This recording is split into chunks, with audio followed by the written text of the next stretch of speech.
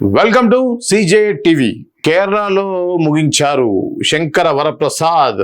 సినీ ప్రియులు ఆసక్తిగా ఎదురు చూస్తున్న చిత్రాల్లో అగ్ర హీరో చిరంజీవి, అనిల్ రావిపూడి కలయికలో రూపొందుతున్న సినిమా ఒకటి. నయనతార కథానాయిక సుస్మిత కొనిదెల, సాహు గారపాటి సంయుక్తంగా నిర్మిస్తున్నారు. ప్రస్తుతం ఈ సినిమా చిత్రీకరణను పరుగులు పెట్టేస్తోంది చిత్ర బృందం. ఇందులో భాగంగానే బుధవారం ఈ సినిమా 3వ షెడ్యూల్ చిత్రీకరణ పూర్తి చేసుకున్నట్లుగా తెలుపుతూ సామాజిక మాధ్యమాల వేదికగా ఓ వీడియోను పంచుకున్నారు. దర్శకుడు అనిల్ రావిపూడి మన శంకర వరప్రసాద్ ముచ్చటగా 3వ షెడ్యూల్ కేరళలో పూర్తి చేసుకుని వచ్చారనే వ్యాఖ్యను జోడించారు. ఈ షెడ్యూల్లో అద్భుతమైన పాటతో పాటుగా కీలకమైన టాకీ పార్ట్ సన్నివేశాలను తెరకెక్కించినట్లుగా సినీ వర్గాలు తెలిపారు. వినోద ప్రధానంగా సాగే ఈ ఫ్యామిలీ యాక్షన్ ఎంటర్టైనర్ వచ్చే ఏడాది విడుదల కానుంది. భీమ్ సిసిరోనియో సంగీతం అందిస్తున్నారు.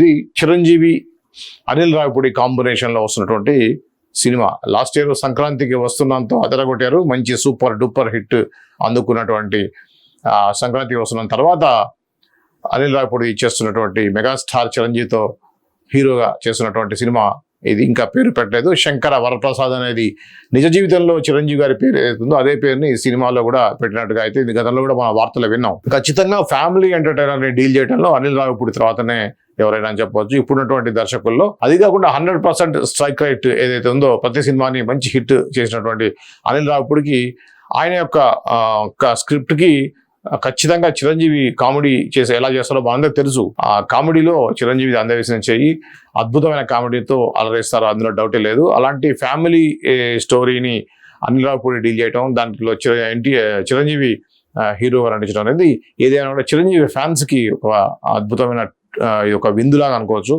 ముఖ్యంగా ఈ సినిమాలో చిరంజీవిని వింటేజ్ లుక్ లో చూపించడం జరుగుతుంది. గతంలో కూడా చెప్పారు, ఒకప్పుడు మనకి చిరంజీవి అల్లుడు, రౌడీ అల్లుడు కానివ్వండి, అలానే చిరంజీవి సంబంధించిన గ్యాంగ్ లీడరు, వీటన్నింటిలో చిరంజీవి లుక్ ఎలా అయితే ఉందో అటువంటి లుక్ తీసుకొచ్చేసి ఆ ఘరానా మొగుడులో ఉన్నటువంటి ఒక డైలాగ్ కూడా మనం చూసాం.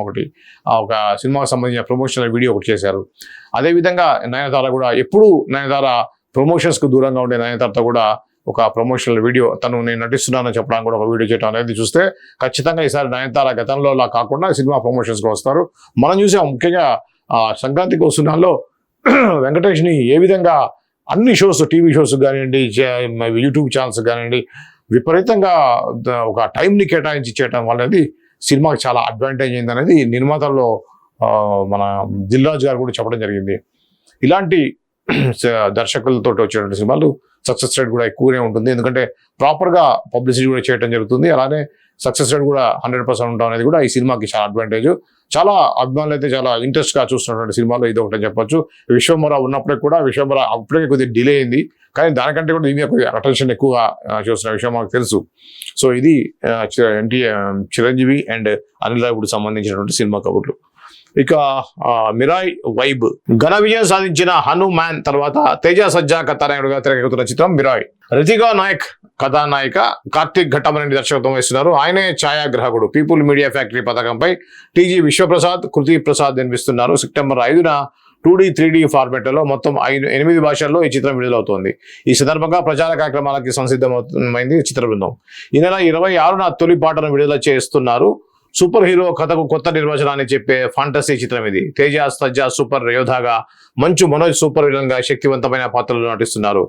పాటతో ప్రచార కార్యక్రమాన్ని మొదలు పెడుతున్నారు. వైబ్ ఉంది అంటూ సాగే ఈ పాటలో నాయకులు మంచి కెమిస్ట్రీ, విజువల్స్ ఆకట్టుకుంటాయని సినీ వర్గాలు తెలిపారు. శ్రియా, జయరాం, జగపతి బాబు తదితరులు నటిస్తున్నారు. ఈ చిత్రానికి సంగీతం గౌరహరి. ఇది మిరాయికి సంబంధించినటువంటి ఇది. దీని మీద కూడా ఒక పాన్ ఇండియా సినిమా అనేది అయితే ఒక ముద్ర పడింది ఈ యొక్క సినిమా. ఎందుకంటే గతంలో వచ్చినటువంటి హనుమాన్ సినిమా అవుతుందో అది సంచలనమైనటువంటి విజయాన్ని సాధించి పాన్ ఇండియా సినిమాగా నడిచినటువంటి సినిమాకు సంబంధించి ఇప్పుడు ఆ హీరో తేజ సజ్జా చేస్తున్నటువంటి తదుపరి చిత్రం కావడంతో దీని మీద కూడా హై ఎక్స్పెక్టేషన్స్ అయితే ఉన్నాయి. ఈ నెల 26న అంటే కమింగ్ 2 days లోనే దీనికి సంబంధించినటువంటి ఒక పాటని రిలీజ్ చేసేటువంటి తొలి పాటను విడుదల చేస్తారు. ఇది కూడా సూపర్ హీరో. దాంట్లో కూడా హనుమాన్ లో ఏ విధంగా అయితే సూపర్ న్యాచురల్ పవర్స్ తోటి హీరో అందరినీ ఆదరించారు, అటువంటి కథతోటే వస్తుంది. మిరాయ్ అనేది ఒక ఆయుధం అని చెప్పి అన్నారు. ఆయుధం ద్వారా ఏ విధంగా హీరో మంచి పనులు చేస్తారనేది ఈ చిత్ర కథాంశంగా మనం చెప్పుకోవచ్చు. ఇక నాకు ఇంకో పేరు ఉంది. ఆర్జే బాలాజీ దర్శకత్వంలో సూర్య, త్రిష జంటగా నటిస్తున్న చిత్రం కరుప్పు. ప్రకాష్ బాబు ఓకే ఎస్ఆర్ ప్రభు సంయుక్తంగా నిర్మిస్తున్నారు. బుధవారం సూర్య పుట్టినరోజు సందర్భంగా చిత్ర బృందం ఈ సినిమా ఫస్ట్ లుక్ టీజర్ను విడుదల చేసింది.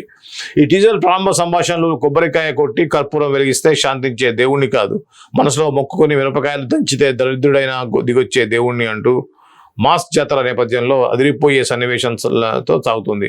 నా పేరు సూర్య, నాకు ఇంకో పేరు కూడా ఉంది, ఎరా భాయ్ ఇది మన టైం అంటూ అదిరిపోయే యాక్షన్ సన్నివేశాలతో కథానాయకుడు సూర్య చెప్పే డైలాగులు సినీ ప్రియుల్ని ఆకట్టుకునేలా ఉన్నాయి. ఇంద్రన్స్, నట్టి, అన్నకు మాయ, రవి, సుప్రీత్ రెడ్డి తదితరులు నటిస్తున్నారు. ఈ సినిమాకు సాయి అభ్యంకర్ సంగీతం అందిస్తున్నారు. ఇది సూర్యకు సంబంధించినటువంటి సినిమా అప్డేట్. నాకు ఇంకో పేరు ఉంది అంటే మనకి వెంటనే గుర్తొచ్చేది ఏంటంటే భాషా సినిమాలో డైలాగ్ గుర్తొస్తుంది. ఒక గ్యాంగ్స్టర్ మామూలు వ్యక్తిగా మారిన తర్వాత తన జీవితంలో మొట్టమొదటిసారిగా తన గురించి నాకు ఇదే కాదు, నేను ఆటో అలా కాదు, నాకు ఇంకో పేరు ఉంది అని చెప్పడంతో ఆ సినిమాలో డైలాగ్ హైలైట్ అయింది. సో దాన్ని ప్రధానంగా తీసుకొని ఇక్కడ ఒక డైలాగ్ అయితే ఉంది, నాకు ఇంకో పేరు ఉంది అనేది. సో సూర్య హీరోగా నటిస్తున్న సినిమా సంబంధించినటువంటి కొత్త సినిమా సంబంధించిన ఇన్ఫర్మేషన్ అయితే ఈరోజు మనం చూడొచ్చు. ఇక విరమలు సంబంధించి ఎదుర్కొనే శక్తి సంపదలు అభిమానులు సినిమాకి ఇచ్చినవి. ఓకే, ఎదుర్కొనే శక్తి సంపదలు ఓకే, అభిమానులు సినిమా ఇచ్చింది. నిన్న మనం చూసాం హరిహర వీరమ్మలు సంబంధించి. ఇంకా మనకైతే ఆల్రెడీ ఇప్పటికే రివ్యూస్ అనేవి నడుస్తూ ఉన్నాయి. సినిమా బాగుంది అంటున్నారు, ఏవో యావరేజ్గా అయితే టాక్ వినిపిస్తూ ఉంది.